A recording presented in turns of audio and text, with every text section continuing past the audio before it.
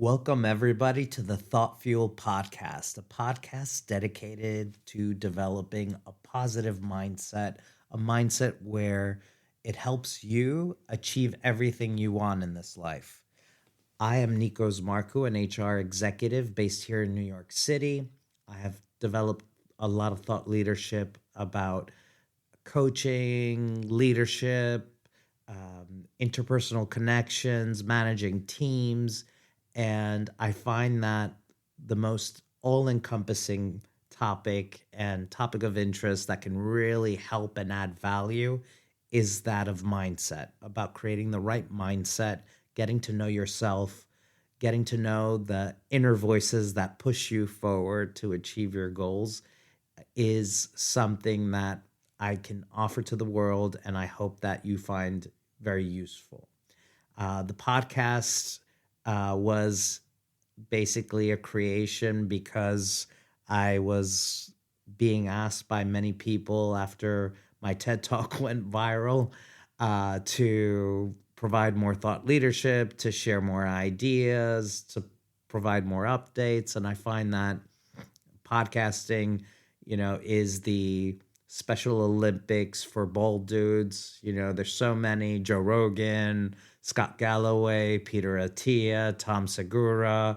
That's the area we thrive in. So thank you for tuning in. I have a plethora of different co-hosts that will be changing every week, and we'll be discussing a variety of different topics encompassing the theme of a positive mindset and how we can overcome some limiting beliefs that hold us back and don't allow us to move forward. So thank you for joining. And we have a great podcast today. A good friend of mine is joining us, did an amazing job at sharing his insights and his journey of self-discovery. And I know that you're going to find very, very interesting. So thank you. And without further ado, Bharat, welcome to the Thought Fuel podcast. Thank you, Nicos. Great to be here with you. It's been a few years since I've actually seen you even, so that's pretty exciting. And yeah, just a little bit about me. I work at WGSN as the, director of engineering, and that's my day job.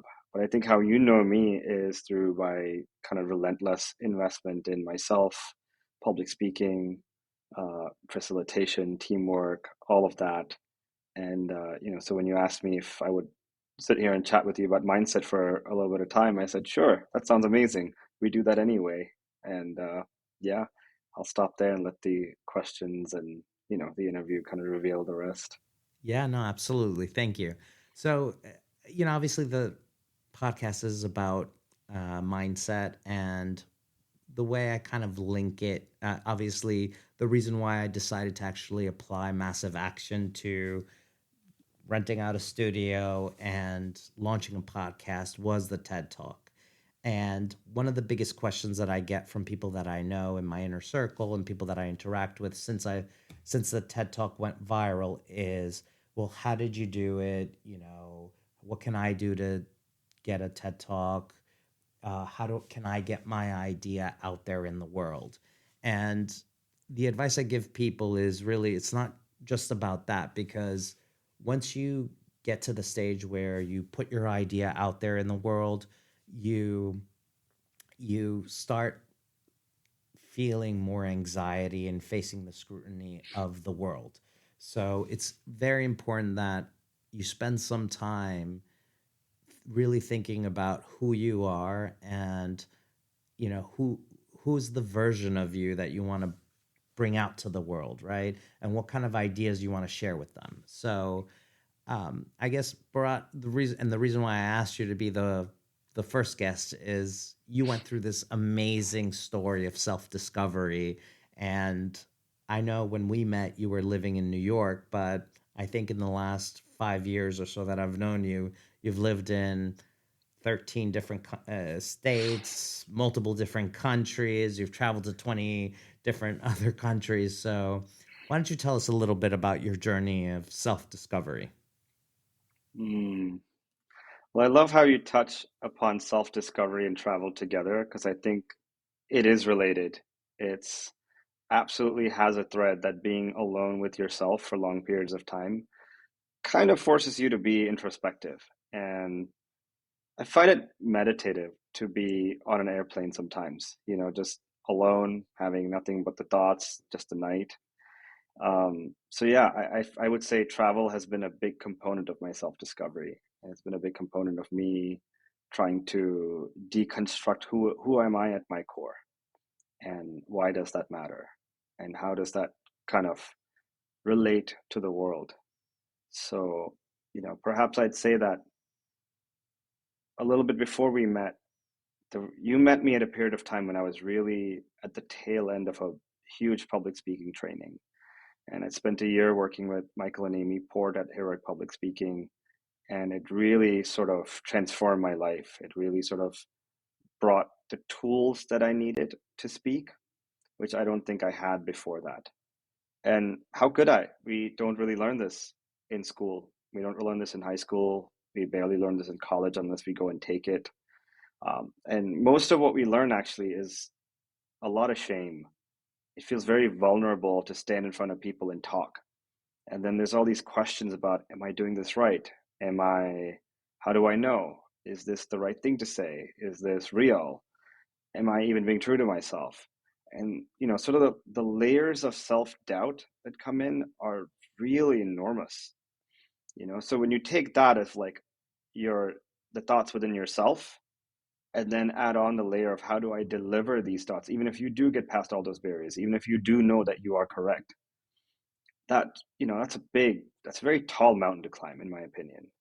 So I was sort of in the middle of that process where I'd figured out part two, but not part one. I'd figured out delivery, but I'd not figured out what it is to actually know what is true for me. That was a much longer process.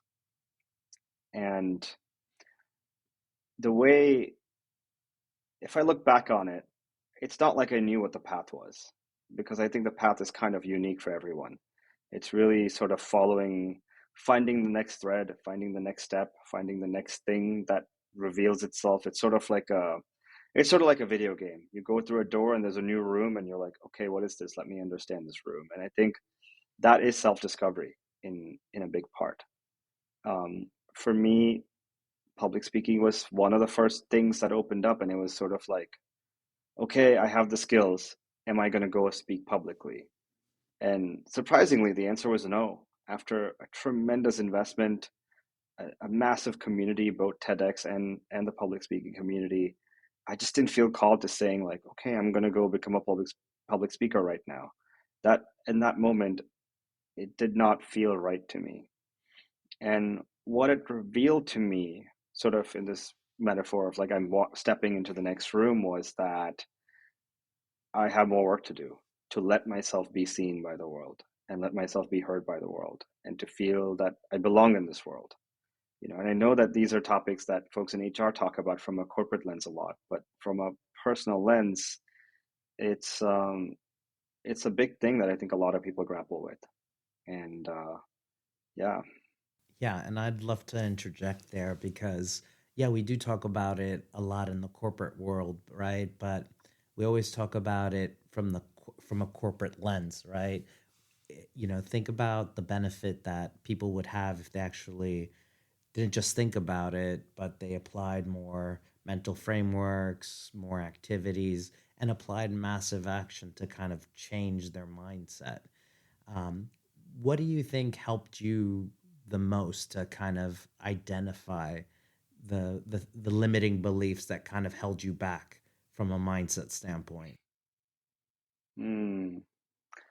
Well, I think this is going to sound like a pretty obvious answer, but I think to some extent, just normal talk therapy was like peeling the first layer of who am I, right? And it's sort of just an understanding of how did I come to be this person.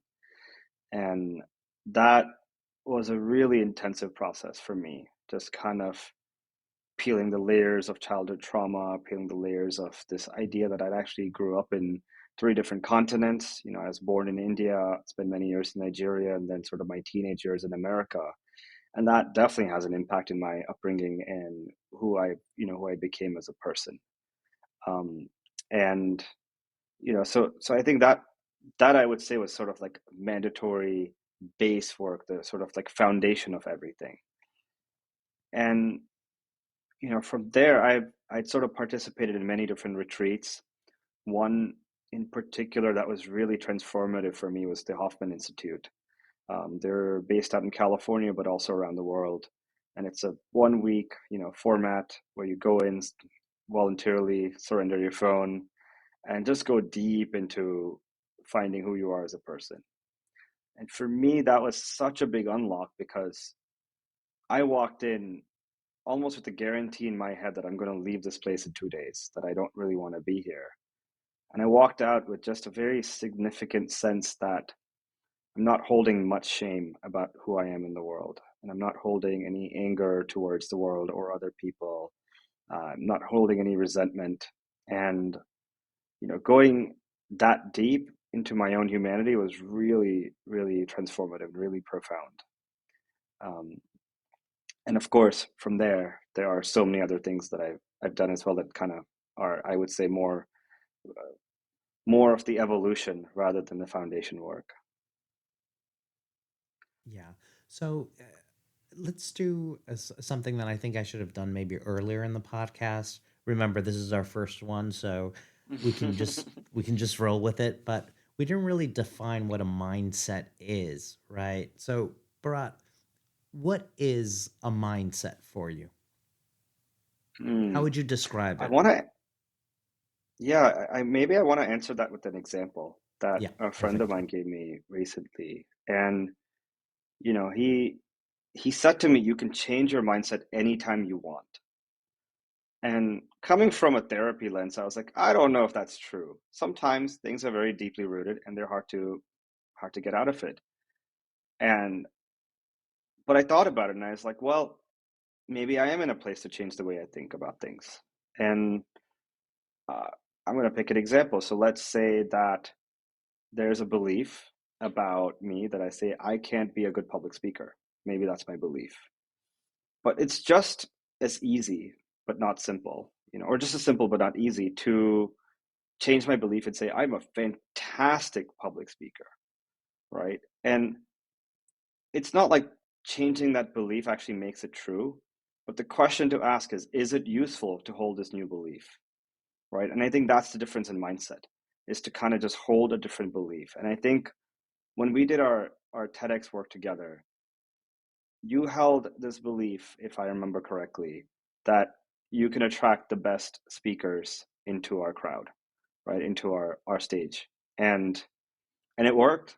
We've got, we got some of the most like qualified, delightful, dedicated humans to come on stage and share their hearts, right? And I think that mindset is what propelled this TEDx forward versus some other public speaking event where someone didn't go as far as outreach or someone didn't hold it in that high of a regard, right? So I think that's how I would define mindset. Yeah. So it's funny you say that because I remember like last week when I reached out to you about coming and joining my podcast. And really, guys, this was planned in a week. So maybe it comes off that we're unprepared. But yeah, like I said, you know what? Done is better than perfect. So Yep. uh, when we were doing our TED Talks and I was producing them, I feel like the ones that I produced were way better than the one that I actually did, and we were able to achieve that because we invited people from all over the U.S., people that were experts in their field, people that did amazing things. Right? We had Heather Penny, who was like the first female um, um, firefighter in the U.S. Navy. We had Teddy Quinvilon. We had Todd Churches from Columbia University. We had so many world renowned people on there, and I always thought, okay, I'm going to produce the best show. I'm going to produce the best event. And it happened. It was like a great event. And I still get compliments about it. And it happened 4 or 5 years ago. So It really does help if you hold this really strong belief about what you're doing. And if you look up what a mindset is, it's essentially like you look up in the dictionary, it's holding an established set of beliefs, views on the world around you. And if I was to give an example, it's like you're navigating a bus, you're driving a bus on on a road that's essentially your life, and on the bus, there's passengers that are saying to you, "Oh, you're doing a great job. You know, you're driving well." And then you have other passengers on the bus that are like, "Hey, slow down or go faster," just complaining. And having a growth mindset or having a positive mindset is deciding then and there which one of these voices you're going to actually listen to and pay stock to, right? And that can really change your trajectory of where you're heading with your life. Um, so, Bharat, like, tell me a little bit more about your journey because I would love to hear about your adventures. I know that up until recently you were in Mexico City, and as somebody that was born in India, lived in Nigeria and the US, how's that experience and how do you think that helped you with identifying who you are? And is that where you are right now, or am I finding you somewhere else in the world? Currently in Atlanta, I'm visiting my parents, so but I've been spending a lot of time in the last year in Mexico City. I'm finding that for whatever reason at the moment, Mexico City is just such an amazing vibe. There are so many expats, people like me in their 30s who are, who are kind of just doing life, and a lot of really accomplished and unique folks as well that I'm learning a lot from. People who've built, multi-million dollar startups and exited it. People who have done pretty big, amazing things in life and are just kind of in Mexico City to try to enjoy life or build something productive. And it's for me, it's been such an inspirational place because, you know, I think New York has that at such a grand scale, and sometimes it's hard to connect and it's easy to get lost in the noise. But in Mexico City, it's a bit smaller. And it's easy to be directly connected to some of these folks, and it's really kind of delightful to be able to learn from them. And for me, it's been great because I get to examine like how did they get there, and what are they doing that I'm not? What are they holding mindset and belief wise that I am not? And that has been that's been really, really profound, to have close, close knit access to such folks. And the other thing about Mexico City that's been really neat for me is that it's definitely a creator economy. As in, if you have a desire to see something in the world, there's the group of expats who actually want, and locals too, everyone who want to see it happen and will help you. So for me in particular, I have learned a lot because I've hosted meditation sessions in Mexico City, and it's to the point where at times I've not even had to organize it. It's kind of been said that, hey, what are you doing next Thursday evening? I said, nothing. Great, will you teach us some more meditation? Let's do it. It's that simple. And that's been really fun, actually, to see how I can show up in these ways. Yeah. So with So, meditation, how has that helped you develop a better mindset? mm, meditation's really a profound, amazing tool because there's so many different types. And there's two types I lean on. There's mindfulness and there's transcendental. Those are the two types I work with. And with mindfulness, I find that in particular for self-growth, there's so much, like it's like a thorn that gets removed from your head very slowly over time. It's like you deconstruct what you're feeling, what you're thinking, how you think about things, just very, very slowly. And there's a beauty in that, right? I think we're so many times in life we're in a hurry to just like fix something, fix our life, fix our beliefs or whatever, but you can't do that without great awareness, not easily anyway. So I find that with meditation, it gives me time to slow down during the day. It helps me improve my focus for what's happening around me. And it helps me. it helps me kind of stay present with people also. And all of those things are really, really helpful, And with transcendental meditation, I find that it's a great, wonderful way to stress relief.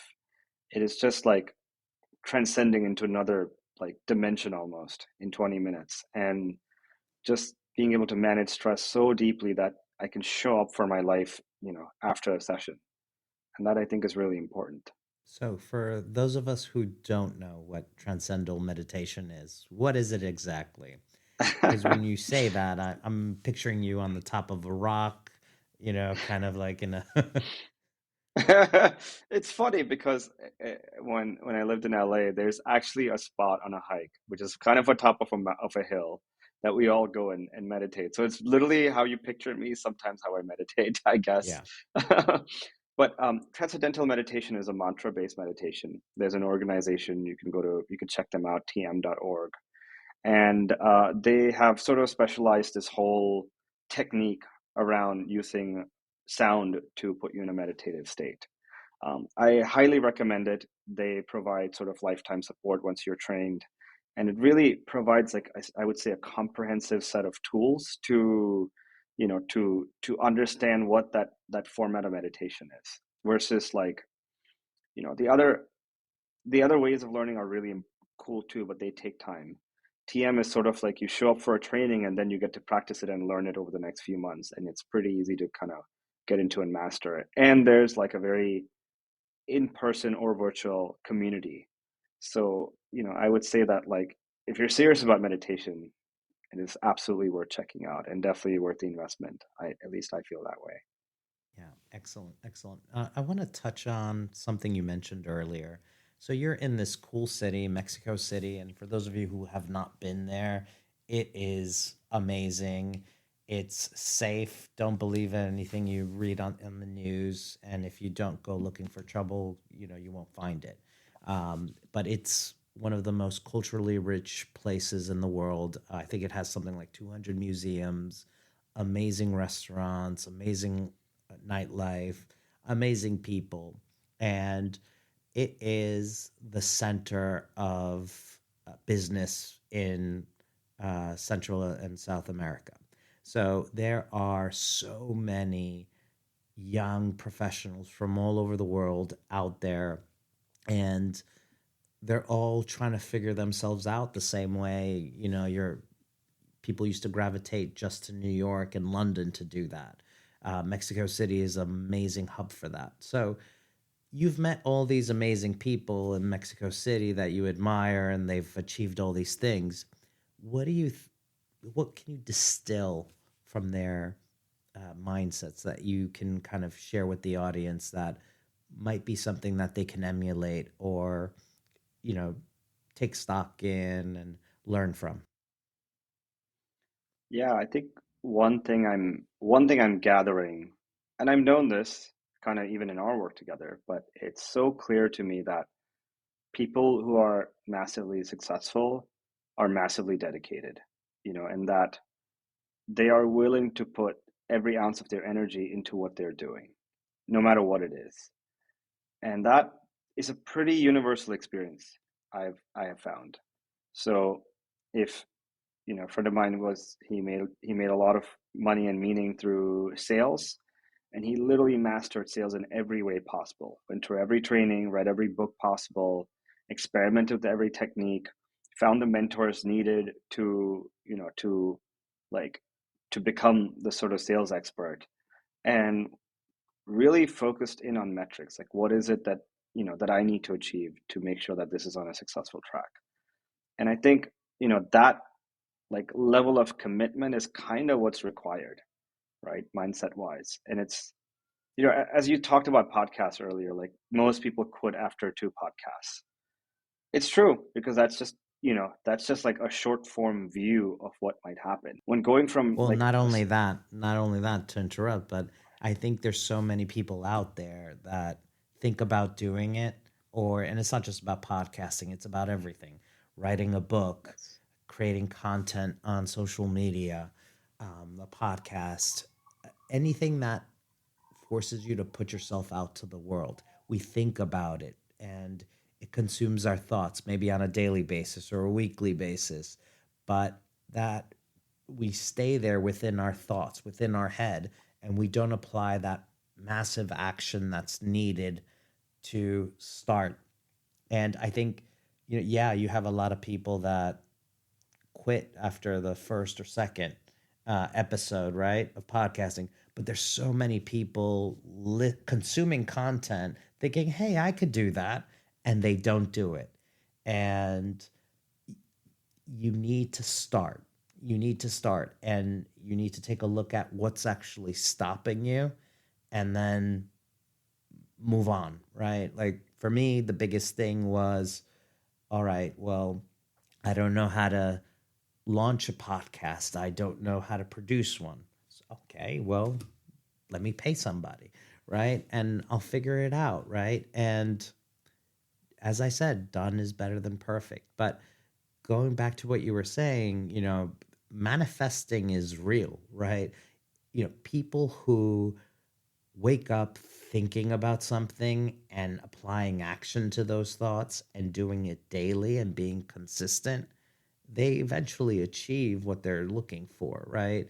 And that applies to working out, applies to careers, to a business.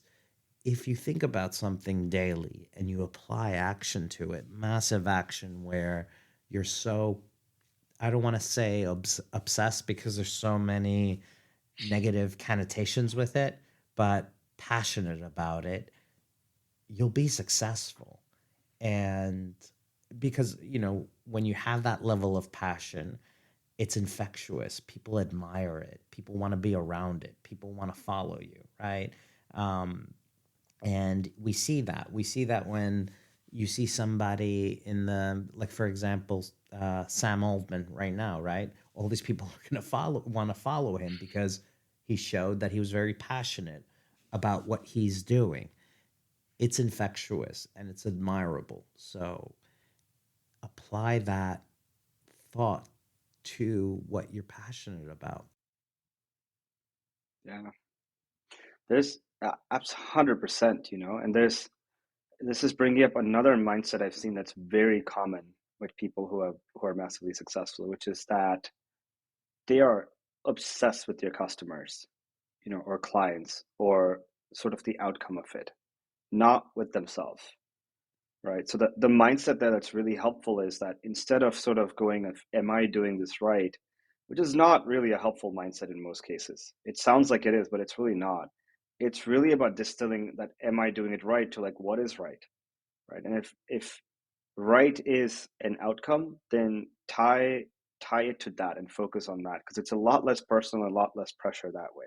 So, you know, for for example, like if I look at our TEDx, experience, so much of that was focused on how do we make sure that the speakers who are coming into our circle are treated in the best way possible, have the best support possible, have the right coaching, have the right access to social media intelligence, have the right sort of keyword research access, right? Every one of us brought something new and different to this crew. And that, I think, is what made such a big difference to, to the outcome of the event and the outcome that the speakers experience together, right? So that's another mindset I really, I think it's very helpful to depersonalize what doesn't need to be personal.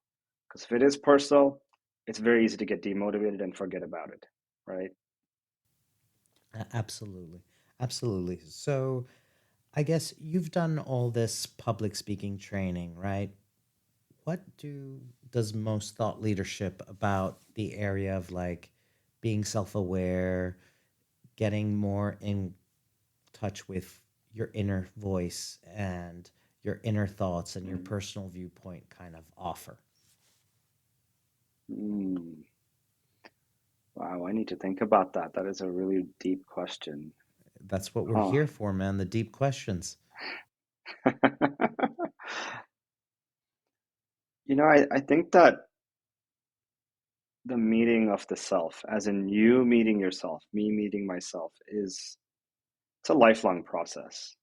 And it's one of the most profound lifelong process. So I remember when I started this journey, there was a lot of this, what I call woo woo thoughts of like, hey, you should do some self love and love yourself. But problem I had back then is I didn't even know who I was, right? Like, how do I love someone I don't know? And of course, inherently, even in that thought, there are problems. Like, do I have to be somebody to love myself, right? Like, it's so many layers. And I think the process of self-awareness is a very personal one, and it's a very slow one potentially, you know, and it's it's one where you have to get extremely comfortable living and leaning into the mystery of who you are, who you're becoming, what is up next, what is the universe. So instead of like the mindset that is like, let me know the path, let me find a workbook, let me find this YouTube guru or this podcast who could tell me the questions I need to ask myself and go do it. I mean, that probably is going to help you, but it's not the answer, right? It's not the only answer. And it's also just helpful to look at it as a process rather than the answer, right? And I would say that is critically important to understand about self-awareness. And the other thing to understand about it is it's like when you tie in meditation and you tie in, any kind of training you do, it really is about almost having like a camera, like on like a third eye almost on yourself and seeing like just reflecting on how did I show up here? Like I'm here, if I'm here with Nikos in this podcast, I might ask myself later, how did I show up? Did it go well? And when I ask myself that question, I'm going to watch and see that my brain's going to criticize itself. Maybe that's what it's used to doing. And I need to kind of take that and reel that back in and say, wait a second, is that true? Is that actually true that it was terrible? No, it's actually really good. Actually, it was really, really good. I was really authentic. Wow, that's cool. And it's sort of like peeling back the layers and doing that again and again until you get to the core of who you are and say, this is who I am actually, right? And that's also true for the shadow parts, right? That's also true for saying, actually, I showed up here and I'm not really proud. I ate a whole basket of cookies, and that is not good for my health, and I'm not proud of that. But accepting that thought versus just criticizing yourself without an outcome, it doesn't really help. So the what I would say about self-discovery is learning to find your truth and learning to see what is accurate and not distorted by your positive or negative distortions, and do what it takes to get that. And yeah, I'll that's what I would say about it. Yeah. So for those that, that obviously we all carry trauma from childhood and past relationships, failed careers, failed friendships, a lot of things that we carry through with during our lives. Um, how does one shake that off? Hmm.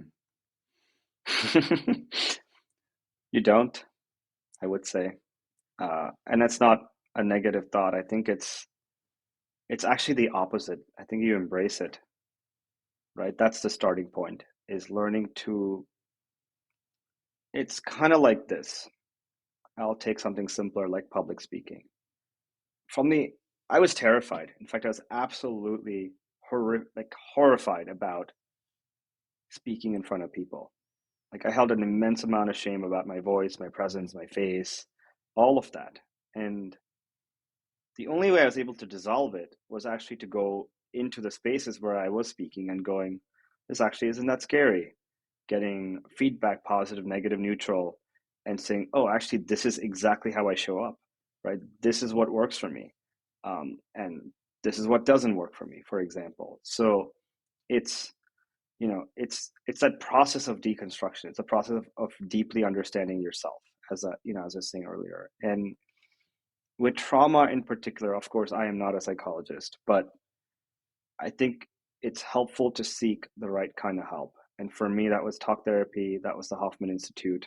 That's where I got to create a space for myself to go really, really deep and understand myself with the help of some qualified professionals who are, like if you look at like the last like 60 years or 80 years, that's when we really understood human psychology, right? So before that, there's a lot of superstition and there's a lot of like anecdotal thought and there's a lot of like randomness. But if you look at it now, we actually have a really concrete understanding of how humans operate. We have a really clear understanding of like how profound the first 15 years of our life are and how they impact literally the rest of our life. So to me, like one of the highest leverage activities anyone can do as an adult in healing their trauma is to process their first 15 years, right? And for some people, that's a lot easier. And for some people, there's a lot to process. For some people, modalities like cognitive behavioral therapy is probably enough and that they just need to deal with the moment. And for others with deep trauma, there's somatic, there's psychotherapy, there's so many other modalities that might be really a lot more helpful. So, I think that with trauma, it's really not, the longer we push it away, the more present it is. And I think it was Carl Jung who said that whatever lives in the shadows is going to live in the shadow and it's going to be there with you until it comes into the light, right? Something to that effect. And Yeah, I it really sounds believe very that is profound. 100% true. Very profound. Yeah. And yeah, no, it makes sense. And that does impact you in so many ways. And it does force you to really sometimes criticize yourself, especially when you're trying to put yourself out there. You're criticizing the sound of your own voice or your appearance or your ideas. So, sometimes it's, you really need to look inward and way back in the past to understand why you're doing this. But what's a quick tip? Just something that somebody can do. Is it, hey, instead of you listening to this negative thought of you, of your own criticism, how can somebody just switch their mindset into Mm, that of encouragement, right? Is it mm, journaling? Is it practice, right? Is it, look, if you have an idea out there, share it with the world, right? Share it with one person. Then if they don't like, laugh at you, go to a second person, share it to a group, and just try and put yourself out there, because our biggest critics are ourselves. And most of the time when we think other people are judging and criticizing us, they may say a comment, they may think something in the moment. For the most part, people are busy with their own lives, their own journeys, right? Their own movie that they're starring in. They're not busy watching yours. So putting all this effort into and all this thought into what people are going to say about me if I put myself out there is just a lot of wasted energy.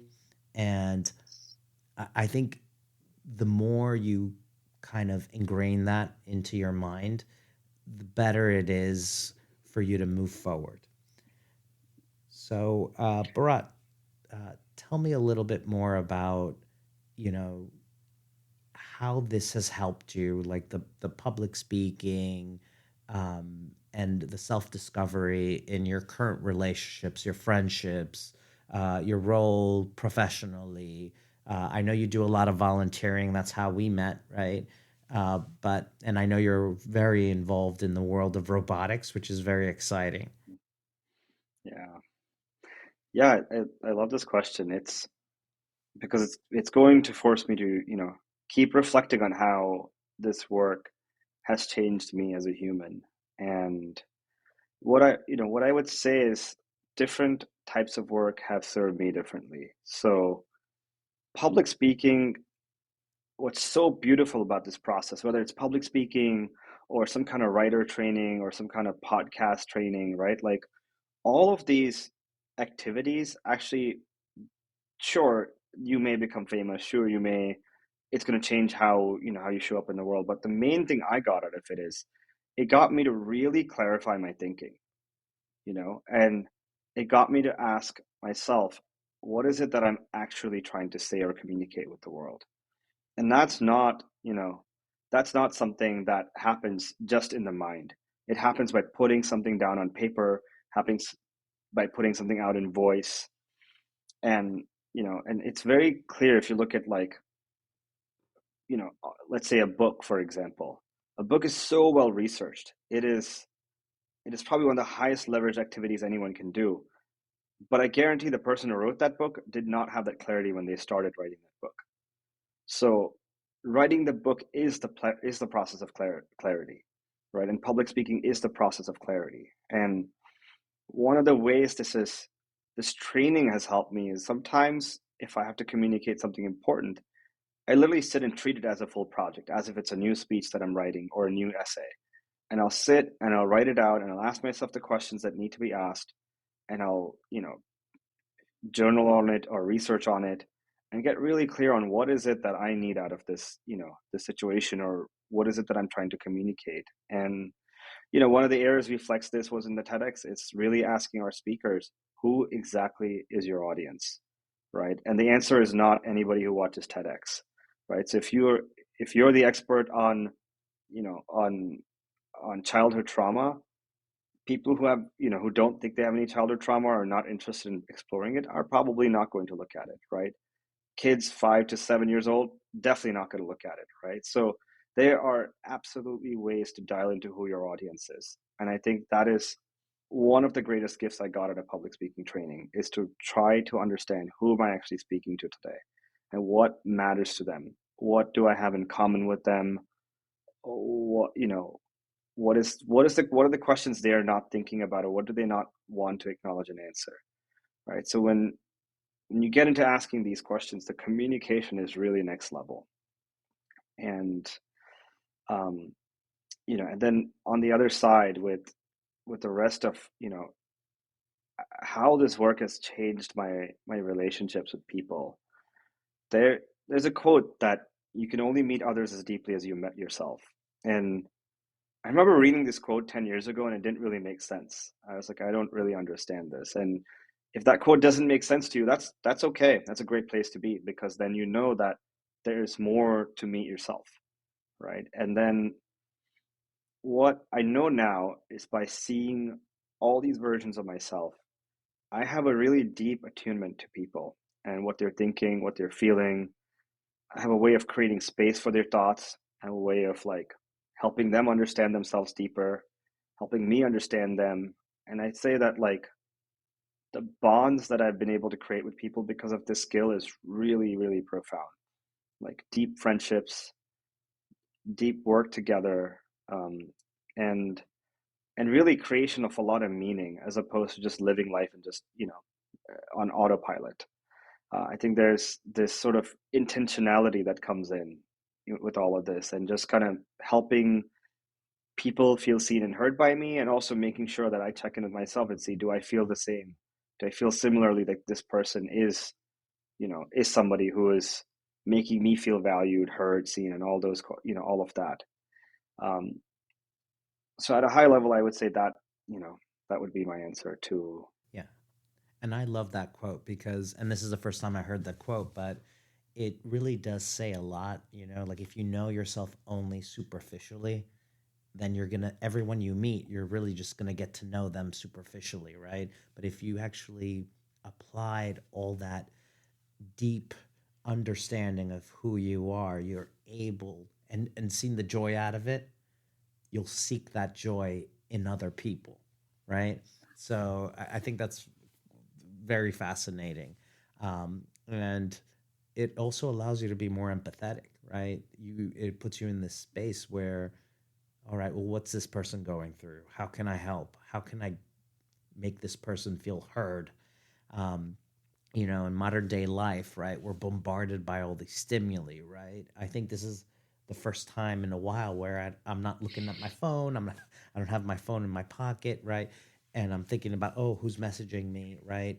You are bombarded by all this information, and you're hardwired to be distracted. So getting to that self-awareness and knowing yourself and opening yourself up to getting to know the other person has become a skill. And I see it as a skill, not a skill that you can work on versus versus a ability, right? It's something that you can work on, you can constantly improve on.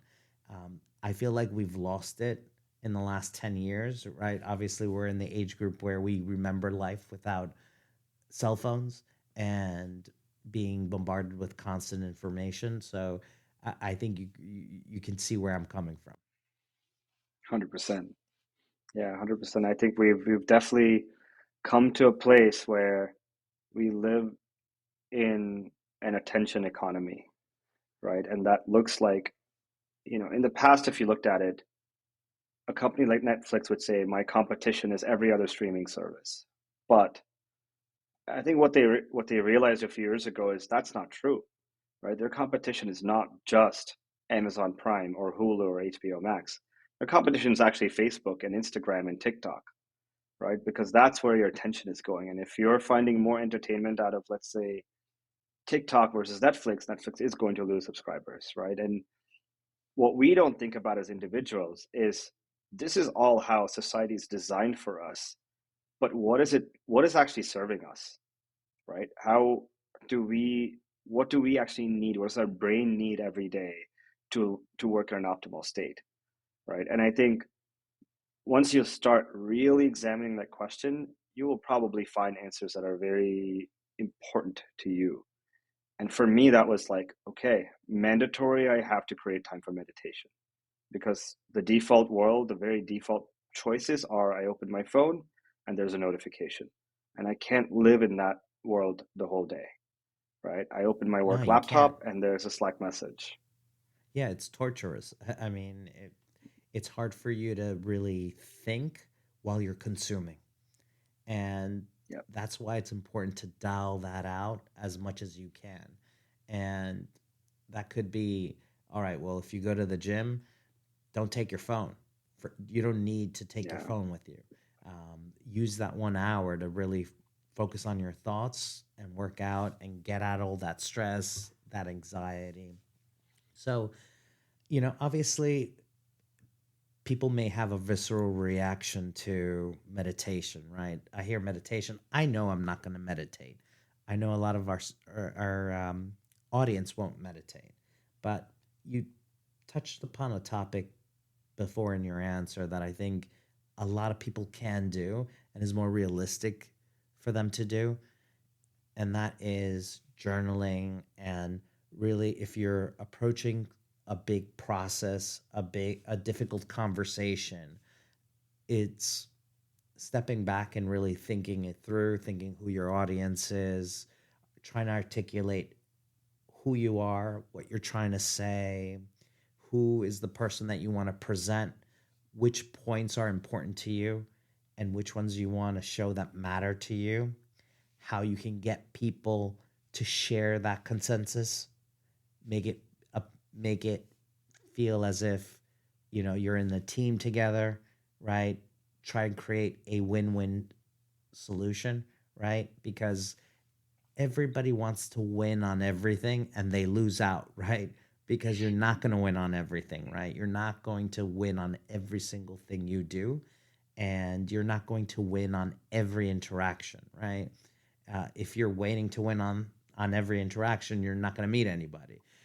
You're not going to be successful in business. You got to be consistent, put yourself out there, and make sure that when people are interacting with you, they feel like they've won too from working with you. So I guess let's talk a little bit about that process. What are like a couple of things that people can do when they're journaling or when they're writing out like their thoughts that can really help them articulate who they are and what they want to achieve? Mm. Yeah. So there's two methods I tend to apply and in my creative process.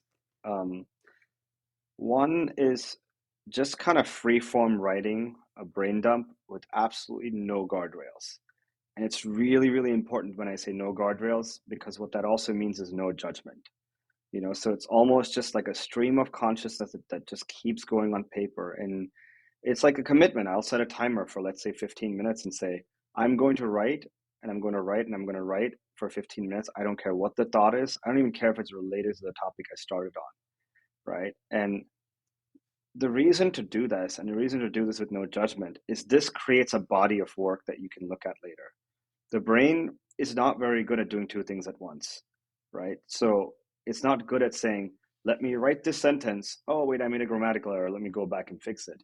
It's the brain can't do creative work and analytical work very efficiently at the same time. So that is, that's a really profound tool to just get whatever is happening out. In fact, if you don't want to journal, I also sometimes tend to just voice note it, or use Otter and it transcribes it for me. So that that is one of the tools. And then there are more structured tools, right? Which are like, I think the questions you were alluding to are a lot more strategic. Like, how do I get what I want? What does this audience care about? And these are all really important questions to ask. So, it just comes down to what the context is. Like, are you journaling about something that is outward? If so, ask the outward questions. Are you journaling about something that's inwards? If so, focus on the inward questions. And outward questions look like, who's my audience? What do they care about? What is their worldview on this topic? What do I have in common with them? Uh, and so much more. And internal questions are more about, how do I really feel about this? What is true for me in this moment right now? What in my past is affecting my idea of this topic right now? So that sort of introspection, those prompts are really helpful. Yeah. Also, what I find helps is putting out milestones at specific times in the year so I can always work towards them, right? And that really helps a lot with goal setting and, breaking down, eating the elephant and breaking it down. So, you know, I think Jesse Itzler, do you know who Jesse Itzler is? I Yeah, might even of be course. butchering Yeah. his last name, right? So I think he's the coconut water guy. Yeah. he Yes, he's exactly. he has a new product out right now that's called Big Ass Calendar. And the whole premise of it is, we're obviously visual people, right? We react sometimes to visual stimuli much more than we do to our thoughts or words. So having a big ass calendar that kind of maps out what you're planning on doing throughout the whole year um, can really help you work towards your goals. And it'll help you obviously have a better year. Because I remember, so I'm doing this podcast now. I think I first started having an idea about podcasts in 2019, 2020. But if I had put that on my calendar in 2020 or in 2021, and I had more time because I was like sitting at home because of COVID, you know, uh, who knows who would be listening to this podcast right now? Who knows how big it would be? So these tools and frameworks work, and it's important you map out and write down what you want to achieve because the mind is a powerful tool, and seeing something visually, what you want to achieve or what you want to do, or applying introspection into who you are is amazing, and having that mindset to do that can really propel you to a place where you never thought you would be able to be. 100%. I think I just want to echo that the tools do work. You just got to make them work. And, and that's the tricky part, is the commitment. As I said earlier, what I learned from all these successful folks that I met in Mexico City is they just had full, relentless, massive like commitment to the point where it's like, even if this thing fails, I'm still going to keep going until I can't anymore, until it's proven to me that this is a bad idea. Right. So failure it's not only like it's welcome, right, from a commitment sense. And I think that's the relationship with the tools are exactly that. It's about understanding like which are the appropriate tools for what I'm trying to do in life right now, and just fully committing to them, right? And if you're, as far as like some advice on finding tools, it helps to find people who are doing what you're doing and ask them what are they using, right? So for me in particular, in kind of knowing myself and how I work and the structure I need, I found like the 5 minute journal to be really great. It really helps you kind of put down what do I need, what are the top three things I need to do in this day, and just keep it at that. If I do these three things, that's it. I'm good.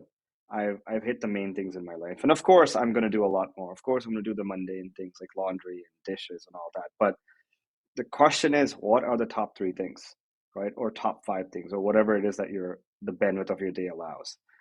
I think that's really, really important to understand. 100%. And you touched upon failure, right? Like this fear of failure. And a lot of successful people, they're not afraid of it. They embrace it. They have this growth mindset where they look as a challenge, as a learning opportunity. But why do you think people are so afraid of failing? Mm.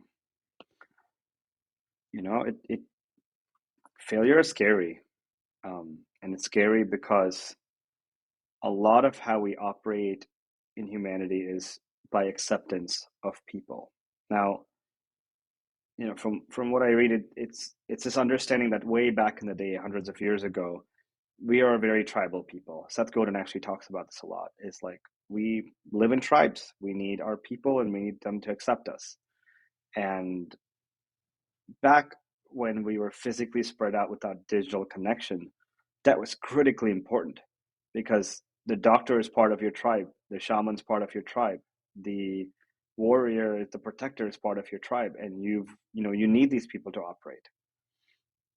Now we live in a very self-sustaining society. So those fears are actually like not as founded anymore.